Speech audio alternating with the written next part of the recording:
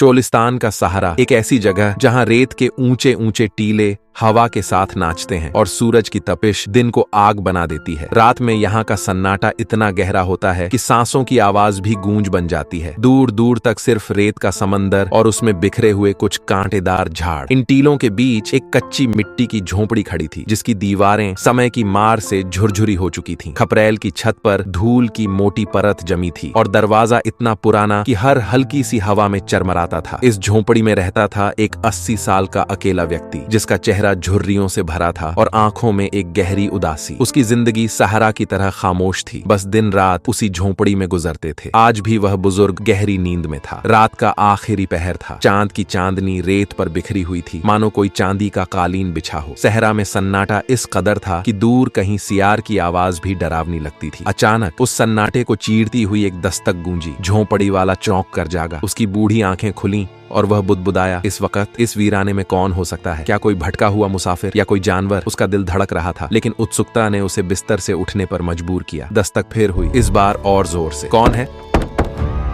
बुजुर्ग ने कांपती आवाज में पूछा, लेकिन जवाब में सिर्फ एक और दस्तक। वह धीरे धीरे दरवाजे की ओर बढ़ा। उसकी कमजोर टांगें कांप रही थीं और हाथ में लकड़ी की छड़ी थरथरा रही थी। जैसे ही उसने चरमराता हुआ दरवाजा खोला, बाहर का मंजर देखकर वह ठिठक गया। सामने एक जवान खूबसूरत लड़की खड़ी थी। उसका चेहरा चांदनी में चमक रहा था। आंखें डर और थकान से भरी थीं, लेकिन फिर भी उनमें एक अजीब सी चमक थी। उसका नाम था अनीता। अनीता का दिल तेजी से धड़क रहा था। वह सहारा में भटकते हुए यहाँ तक पहुंची थी। उसकी सांसें उखड़ी हुई थीं और कपड़े रेत से सने थे। वह सोच रही थी, क्या यह जगह सुरक्षित है? ये बूढ़ा कौन है? क्या मैं यहाँ रुककर गलती तो नहीं कर रही? लेकिन रात की ठंड और सहारा का खौफ उसे और कहीं जाने की हिम्मत नहीं दे रहा था। उसने हिम्मत जुटाई और बोली, मैं जैसलमेर जा रही थी, रास्ता भूल गई हूँ। मेहरबानी करके मुझे एक रात यहाँ रुकने दें। मैं सुबह चली जाऊंगी, वादा करती हूँ। झोंपड़ी वाले ने अनीता को देखा। उसकी आंखों में एक अजीब सी चमक थी। वह सोच रहा था, कितने सालों बाद इस घर में कोई आया है। ये लड़की इतनी खूबसूरत, इतनी जवान। अगर यह चली गई तो मैं फिर अकेला रह जाऊंगा। उसका दिल बेचैन था। उसने कहा, अंदर आ जाओ बेटी, यहाँ सुरक्षित हो। लेकिन उसकी आवाज में एक अजीब सी गर्मी थी जो अनीता को खटक रही थी। वह अंदर आई और बुजुर्ग ने उसे एक कोने में पड़ी चारपाई दिखाई। यहीं आराम कर लो, उसने कहा। अनीता ने सिर हिलाया, लेकिन उसका मन बेचैन था। वह सोच रही थी, यह बूढ़ा इतना अकेला क्यों है? इसकी नजरें कुछ ठीक नहीं लगती। अनीता चारपाई पर लेट गई। वह नींद की कोशिश कर रही थी, लेकिन सहारा की खामोशी और झोंपड़ी की चरमराहट उसे डरा रही थी। वह सोच रही थी, क्या मैंने यहाँ रुककर गलती की? अगर यह बूढ़ा कुछ गलत इरादे रखता है तो? उसका मन बार बार जैसलमेर की ओर जा रहा था, जहां वह अपने लापता शौहर को ढूंढने निकली थी। रात के आखिरी पहर में उसे लगा कोई उसके करीब खड़ा है। उसने धीरे से आंखें खोली तो देखा अकेला व्यक्ति उसे अजीब नजरों से घूर रहा है। उसका दिल जोर से धड़का। वह चीखने को हुई, लेकिन हिम्मत जुटाकर बोली, क्या हुआ? आप यहाँ क्या कर रहे हैं? बुजुर्ग हड़बड़ा गया। कुछ नहीं, उसने कहा। लगा तुम्हें ठंड लग रही होगी, ये चादर लो। उसकी आवाज में घबराहट थी, लेकिन आंखों में वही चाहत। अनीता ने चादर ली, उसे ओढ़ा और मुंह फेर लिया। वह सोच रही थी, ये बूढ़ा रात में मेरे पास क्यों आया? इसके इरादे साफ नहीं है। लेकिन थकान ने उसे नींद में डुबो दिया। दूसरी ओर झोंपड़ी वाला अपने बिस्तर पर लेटा था, लेकिन नींद उससे कोसों दूर थी। वह बुदबुदा रहा था, वह इतनी खूबसूरत है। अगर वह चली गई तो यह सहारा फिर मुझे निगल लेगा। मुझे उसे रोकना होगा किसी भी तरह। सुबह अनीता ने कहा, मैं अब जाऊंगी। मेरे जाने का कोई इंतजाम हुआ? बुजुर्ग ने उसकी ओर देखा। उसकी नजरें अब और गहरी थीं। नहीं बेटी, उसने धीरे से कहा, आज नहीं जा सकती। एक रात और रुको, कल एक काफिला जैसलमेर जाएगा। अनीता को थोड़ा इत्मीनान हुआ, लेकिन उसका शक कम नहीं हुआ। वह सोच रही थी, क्या यह सच कह रहा है या ये कोई बहाना है? फिर भी उसके पास और कोई रास्ता नहीं था। वह रुक गई। सारा दिन झोंपड़ी वाला उसे दूर से देखता रहा। उसकी आंखों में एक अजीब सा जुनून था। वह सोच रहा था, यह मेरे लिए आखिरी मौका है, मैं उसे नहीं जाने दूंगा। रात ढल गई। चोलिस्तान का सहारा अब और डरावना लग रहा था। हवा में एक सायं सायं की आवाज थी, मानो सहारा कोई रहस्यमयी गीत गा रहा हो। अनीता अपने बिस्तर पर लेटी थी, लेकिन उसकी आंखें खुली थीं। वह हर आहट पर चौंक रही थी। अचानक उसे फिर वही एहसास हुआ। झोंपड़ी वाला उसके करीब था। उसका हाथ धीरे से उसके माथे पर फेर रहा था। अनीता ने झटके से आंखें खोली और चिल्लाई, आप यहाँ क्या कर रहे हैं? बूढ़ा हड़बड़ा गया। तकिया, उसने घबराते हुए कहा। तकिया देने आया था, तुम्हारी गर्दन में दर्द हो जाएगा। अनीता ने तकिया छीन लिया और गुस्से से बोली, जाओ यहाँ से, मुझे अकेला छोड़ दो। बुजुर्ग चुपचाप अपने बिस्तर पर लौट गया, लेकिन उसकी आंखों में कोई पछतावा नहीं था। वह सोच रहा था, वह डर रही है, लेकिन मैं उसे नहीं जाने दूंगा। कल मैं कोई और चाल चलूंगा।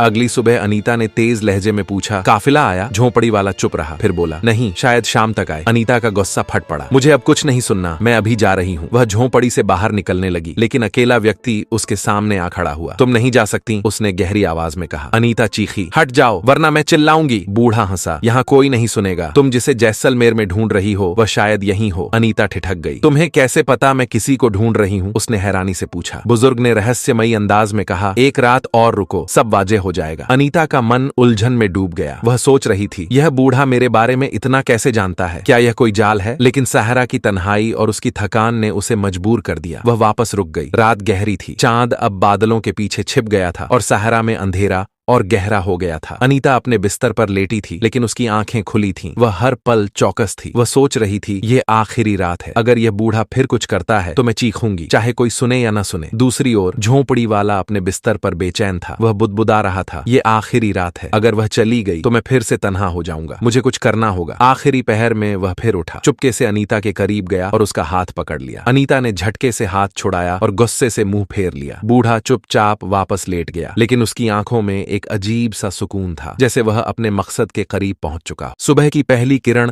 झोंपड़ी की दीवारों से छनकर अंदर आई। अनीता पहले से जाग रही थी। उसका चेहरा डर और बेचैनी से भरा था। उसने बिना कुछ कहे बाहर निकलने का फैसला किया। जैसे ही वह दरवाजे की ओर बढ़ी, उसकी नजर एक कोने में बैठे नौजवान पर पड़ी। वह खूबसूरत था, साफ सुथरे कपड़े पहने हुए। उसका चेहरा दूसरी ओर था। अनीता ने पूछा, तुम कौन हो? जैसे ही उसने चेहरा मोड़ा, अनीता के पांवों तले जमीन खिसक गई। वह चीखी, आकाश, ये तुम हो? वह उससे लिपट गई, आंसुओं से भीगी आंखों से बोली, तुम यहाँ कैसे? मैंने तुम्हें हर जगह ढूंढा। क्या यह ख्वाब है? आकाश ने उसे गले लगाते हुए कहा, नहीं अनीता, यह हकीकत है। मैं वापस आ गया हूँ। अनीता ने कांपती आवाज में पूछा, तुम कहाँ थे और यह बूढ़ा कौन था? आकाश ने कहा, पहले उसे ढूंढो। अनीता ने झोंपड़ी के हर कोने को छाना, लेकिन अकेला व्यक्ति गायब था। वह वापस आई और बोली, वह तो कहीं नहीं है, जैसे धुएं की तरह उड़ गया। आकाश ने गहरी सांस ली और कहा, उसके जाने का जवाब मेरी कहानी में है। सुनो। आकाश ने बताना शुरू किया। कई साल पहले मैं बाजार जा रहा था। रास्ते में एक साधु और एक हसीन लड़की मिली। साधु की दाढ़ी लंबी थी और आंखों में एक अजीब सी आग। लड़की इतनी खूबसूरत थी कि मैं ठिठक गया। मैंने मजाक में उससे कहा, तुम जैसी जवान लड़की ने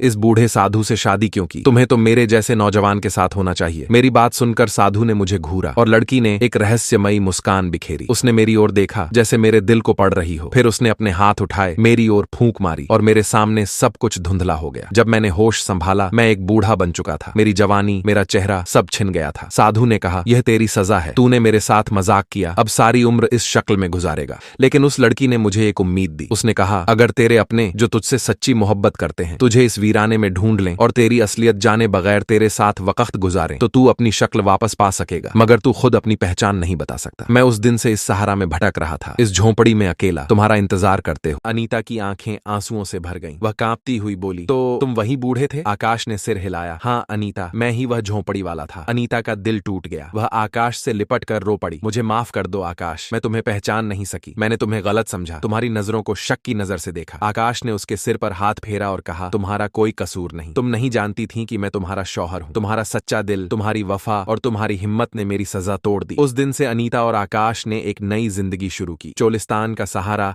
अब उनके लिए सिर्फ रेत का समंदर नहीं था, बल्कि उनकी मोहब्बत की जीत का गवाह था। मोहब्बत अगर सच्ची हो तो वह हर सजा, हर आजमाइश और हर फासले को पार कर लेती है। धोखा सजा बनता है, लेकिन सब्र और वफा इनाम बन जाते हैं। इंसान की असलियत उसकी सूरत नहीं, बल्कि उसके दिल की सच्चाई और नियत की पाकीज़गी होती है। ये कहानी आप सुन रहे थे कहानी express Urdu Hindi YouTube channel पर। अगर आपको ये कहानी पसंद आई तो वीडियो को लाइक करें, अच्छा सा कमेंट करें कि आप अगली कहानी किस टॉपिक पर सुनना चाहते हैं और चैनल को सब्सक्राइब करना न भूलें ताकि आने वाली वीडियोस आप मिस न करें।